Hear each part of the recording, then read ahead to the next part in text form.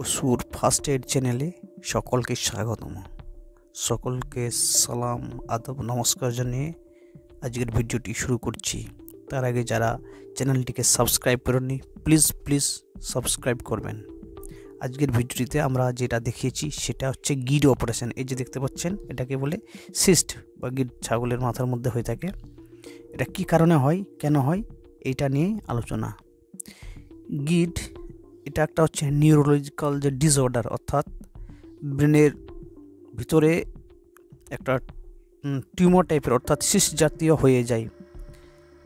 এটাকে কোএনিউরোসিস বা স্ট্যাগার্স বা স্টাডি বা গিডও বলা হয়।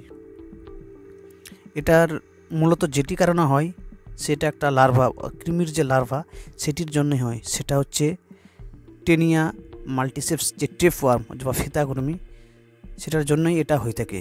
এটা হলে ছাগলের ঘুরতে থাকে অন্ধকার বা ছাগল দেখতে পায় না ভালোভাবে, তারপরে মাথাটাকে এদিক ওদিক করতে থাকে, প্যারালাইসিসও হয়ে যায় অনেক সময়, মাথাটাকে এক জায়গায় লাগিয়ে রাখে, অ্যাটাক্সিয়া হয়ে যায় এবং চক্র আকারে ঘুরতে থাকে।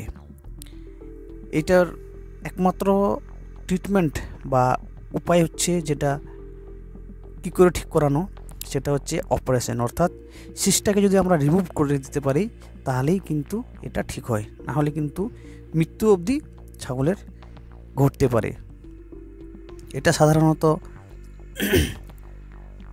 আমাদের যে এফেক্টেড ছাগলটা হয়, যখন আমরা ওটাকে ফেলে দিই, সেটা কুকুর খায়, কুকুরের পেটে লার্ভা হয়, ওটা পায়খানা করে ওই ঘাস হয়, ঘাস খেয়ে কিন্তু আবার ছাগলের পেটে গিয়েই এটা হয়ে থাকে। অতএব আমাদেরকে এই ব্যাপারে সাবধানতা অবলম্বন করতে হবে।